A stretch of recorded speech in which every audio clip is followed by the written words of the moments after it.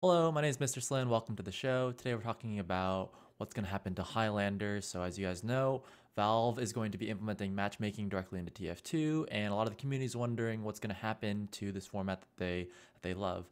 So, I want to talk about sort of what are the reasons why people play Highlander and what will be the role of Highlander in the future. But I think in order to have that discussion, we need to start by talking about the why we play 6v6 and why 6v6 is important. So, um, to me, TF2 6v6 is the best format for an esport.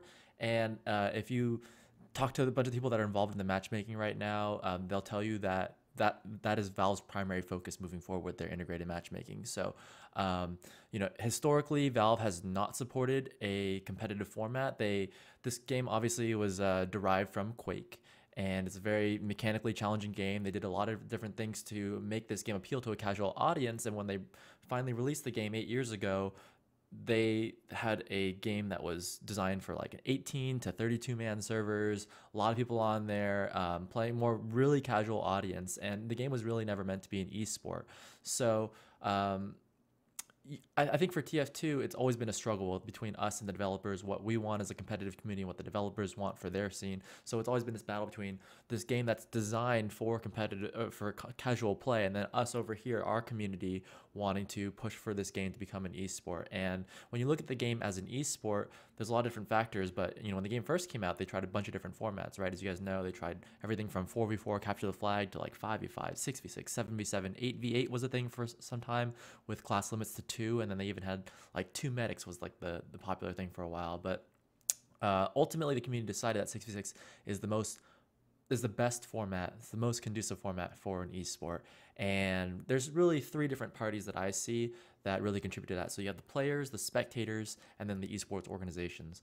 So for the players, I think that 6v6 is the most fun game, and that's the reason why they decided upon that format, was because 4v4 is too few players. It just becomes too much of a death match, and it's not interesting. There's no strategy there, and if you have too many players, like if you go towards 8v8 or even 9v9, then you sort of get too close to what the pub servers are going for, which is a sort of congested experience, a lot of spamming. It's hard to break through chokes, and it's a slower game. Makes it easier for people to uh, sort of understand what's going on. When the game's moving a lot faster, it raises the skill ceiling. It makes it harder to play. So, um,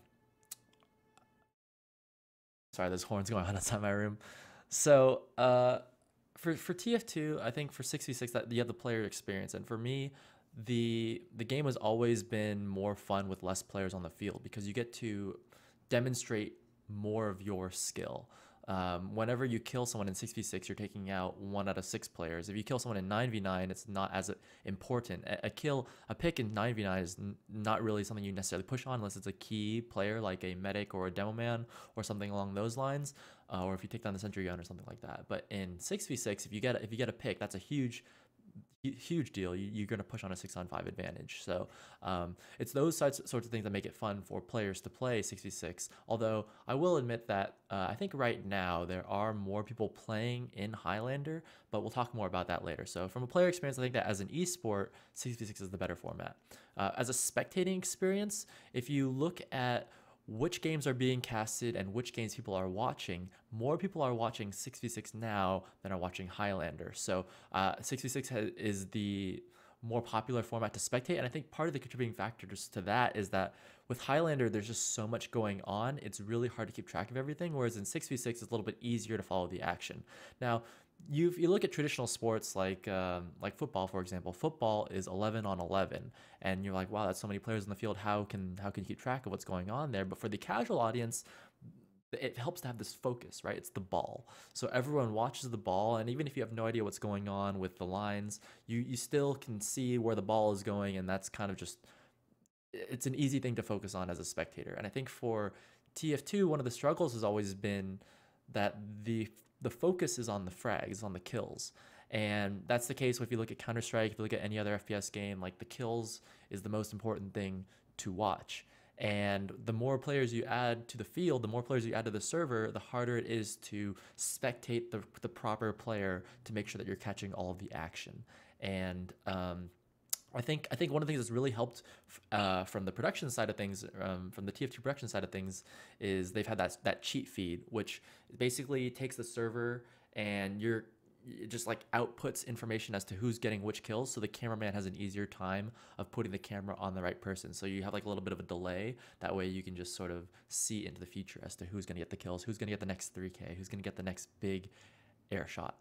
So I think it's possible to spectate 9v9, and you will see some organizations still doing 9v9 casts. But if you just look at the raw numbers, there are more people watching 6v6, hands down. And then, so we got the players, we got the spectators, and then the esports organizations. Now, I know there's not a lot of esports organizations that are sponsoring TF2 teams these days, and part of the issue is because there is no integrated matchmaking system, and the scene is just not big enough. But back in the day, if you look, way back as to the start of competitive TF2's history, we had a lot of different sponsors. And it was like Complexity, Evil Geniuses, Pandemic, just a bunch of different groups that were getting involved in TF2 and trying to sponsor teams. And if you're looking at it from an organization's perspective, as far as sponsoring teams, the most it's way more economical to sponsor a team of 6 players than it is to sponsor a team of 9 players. It's just less mouths to feed, and it's more cost effective. And if you're an esports organization, I mean, the best esport to sponsor would be like Quake 1v1, which, I mean, assuming that these games are like as big as possible.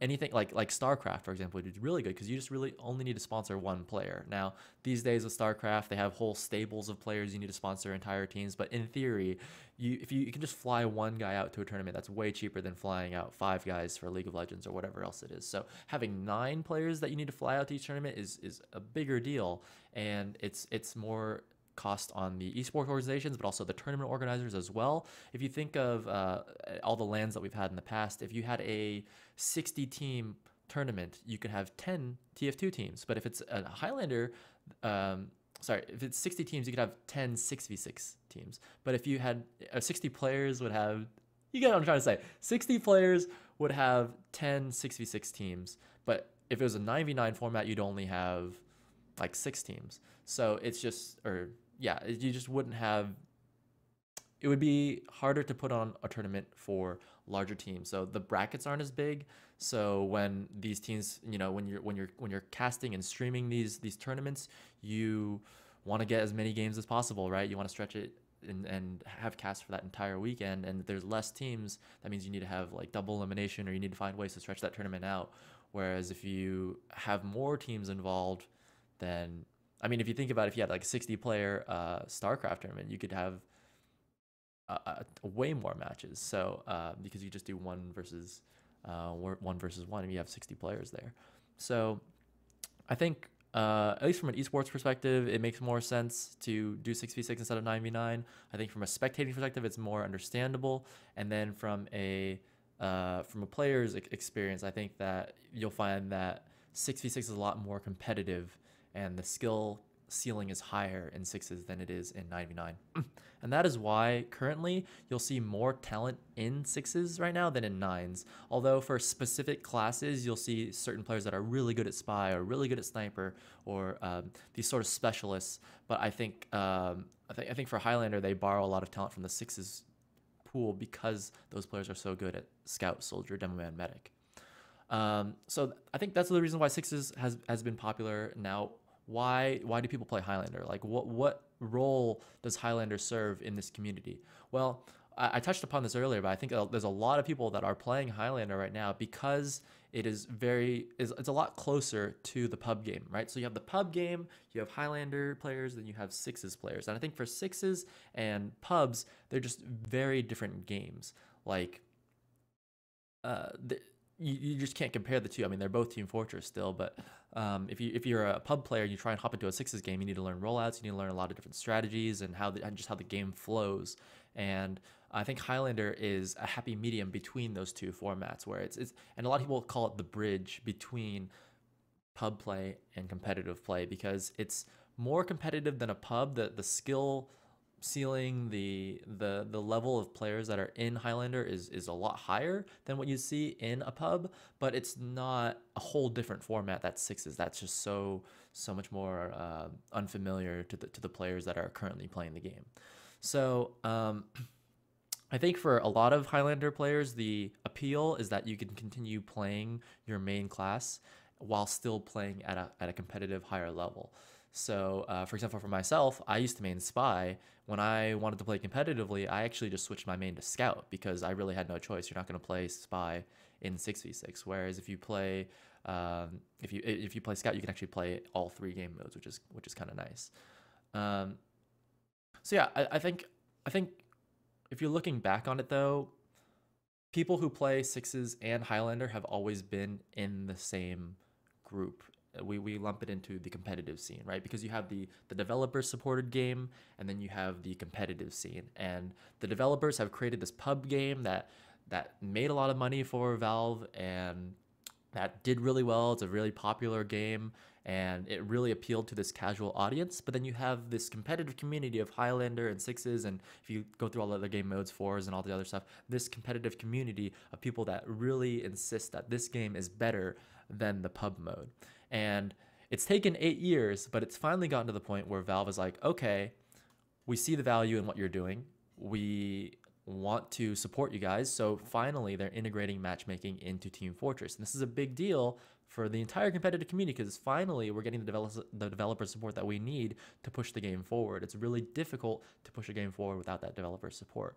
And in talking to a bunch of different players, it seems like Valve will be supporting 6v6 and not Highlander as their primary game. So the way I look at it, at least, and this could change in the future, obviously, but the way I see it is the way League of Legends has it set up, where for Riot, where 5v5 is the primary game mode in League of Legends. That's the esport game mode. That's what everyone's playing. That's where you're trying to get your ranks.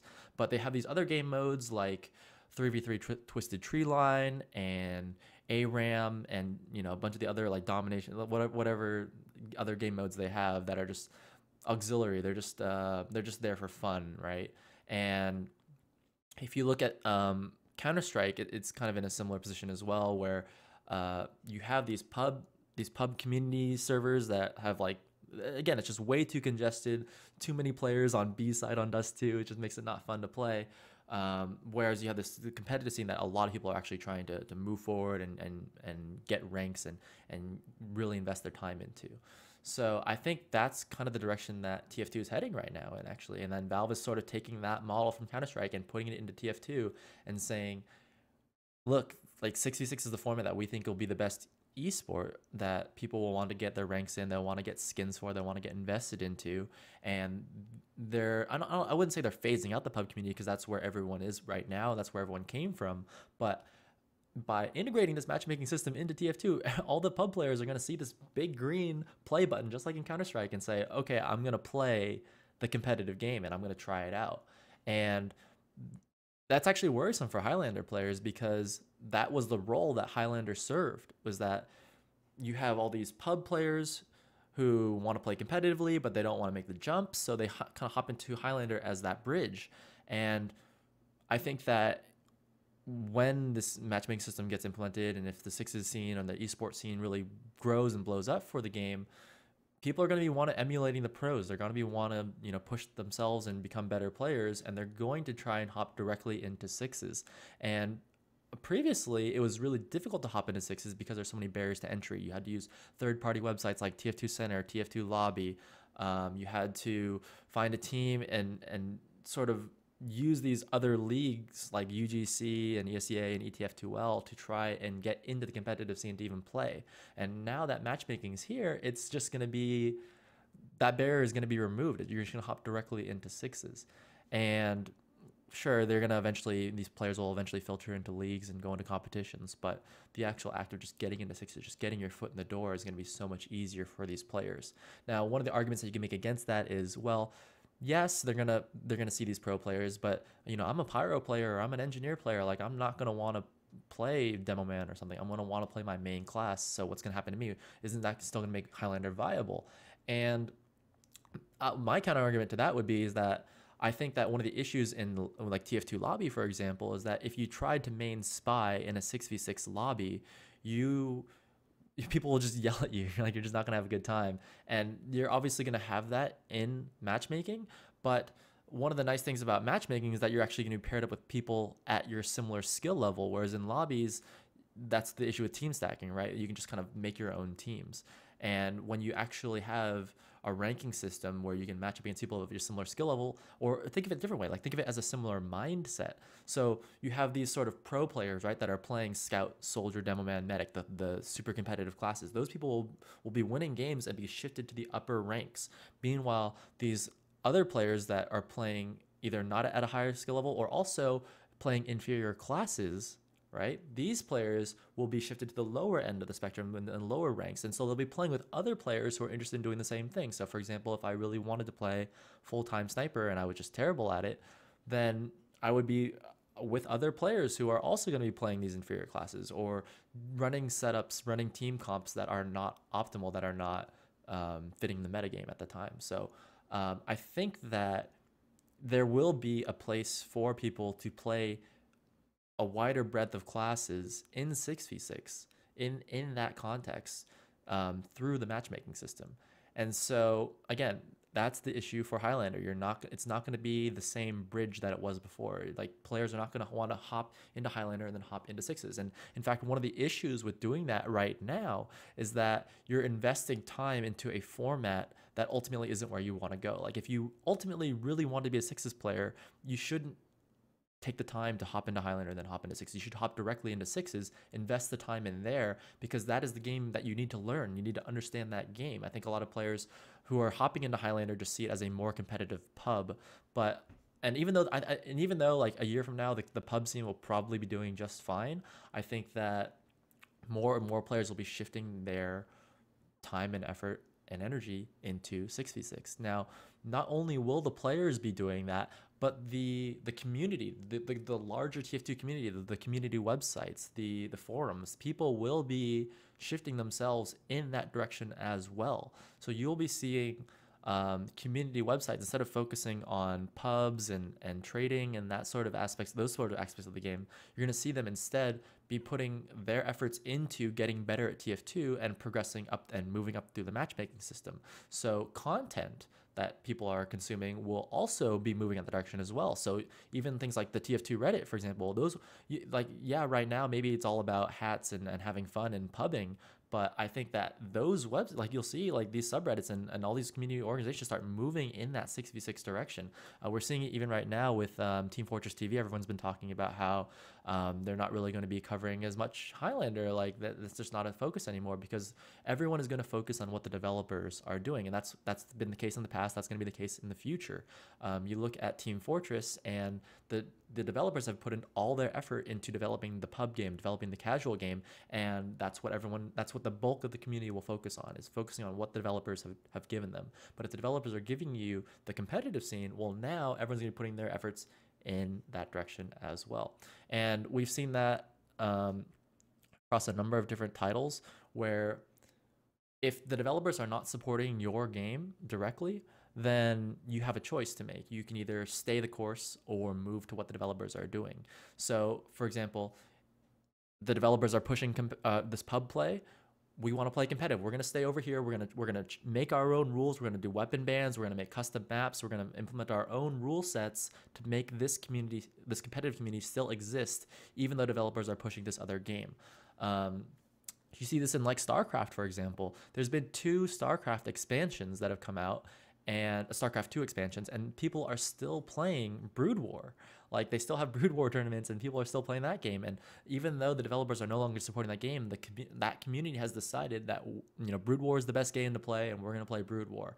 And this happened in Left 4 Dead. I know Left 4 Dead's not the biggest esport now, but the Left 4 Dead 1 competitive community was like, they loved that game. And then when Left 4 Dead 2 came out, it changed a lot of the rules. It added these new special zombies or whatever, and special infected, and it made the game something that a lot of the community didn't like. And so it splits the community into the game that the developers are supporting over here, which is Left 4 Dead 2, and then the competitive community, or a portion of the competitive community, that wants to keep doing Left 4 Dead 1, right? And I think that's what's going to happen in TF2, is that you're going to see, now that the developers are supporting 6v6, you're going to see the developer game is 66, and then the Highlander community, you have a decision to make. You know, are you going to assimilate into the 66 community and do what everyone else is doing, and which is the case in League of Legends, which is why 3v3 Twisted Tree Line is just not a thing, or are you going to continue pushing your game? Like, do you really feel that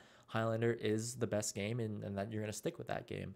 And that's a decision that a lot of different communities are going to make. I mean, obviously, the ideal situation is have the developers and the communities aligned in their goals. But if they don't see the game the same, if they don't see eye to eye, then you're just gonna part ways. And for competitive TF2 as a whole, like we waited 8 years to get this integrated matchmaking. And so I think for a huge portion of the community, they're going to embrace the 6v6 format and just move over there. But if you're a Highlander player, I mean, that's just a decision you're gonna have to make. And in my personal opinion, I'm not quite sure that Highlander has a future. I will say though that there's no way to know for sure. There's no way to know for sure if 6v6 is going to be the format that takes off, or if maybe Highlander is the one that takes off. Maybe 9v9 is the format of the future. Maybe that's what the entire community embraces as the format that they want to play. That's certainly possible. But for the reasons I gave before, I just don't. I think that 66 is the better format for an esport. Like this is why they had the I series, like I-50, 46, 49, 52, these international lands for people flying out there. That's why in North America we had 3 times a year the top 4 teams in North America flew to Dallas, Texas to compete for ESEA LAN. Like you were never going to see an ESEA Highlander LAN. That was never going to happen. That was never going to be a thing. And as a Highlander player, you understood that when you played the game, and that's why people consider it to be a bridge between the pub and the competitive, the true like the esport version of the game. And I hate to put it that way because I feel like the Highlander players take it very seriously, and I played Highlander for a time myself, and being in that environment, I know how competitive that game is. I think that like the Highlander scene is really, they really love the game. They really love TF2, and they really want to try their best when they're playing. Like they take it seriously, and I'm not quite sure if it's at the same level of seriousness as sixes, because for sixes you scrim 5 days a week, Sunday through Thursday in North America, whereas in Highlander they end up working around the sixes schedule because they pull some of the talent from the sixes scene. So they end up scrimming on like Saturdays, Sundays, and then matches on Mondays. So you'll scrim like 2-3 times a week plus the match night. So you're not scrimming as hard, and I think that a lot of Highlander players just understand that as just to be the way it is. But I think that that's going to become harder and harder to do as more of the community shifts their focus towards esports, towards sixes. So yeah, I'd love to hear what you guys think about this as well. Like, what do you think is the future of the game, and what's going to happen to Highlander? Because I from what I'm hearing, I think that and some of the screenshots that I saw, there's going to be a sixes matchmaking queue for sure, and I think there's going to be a 9v9 one. I'm not sure if it's going to come out later or if it's going to come out at the same time, but I like I said, the primary focus is going to be the sixes format. So yeah, let me know what you guys think. Hope you enjoyed the video, and I'll see you on the next one.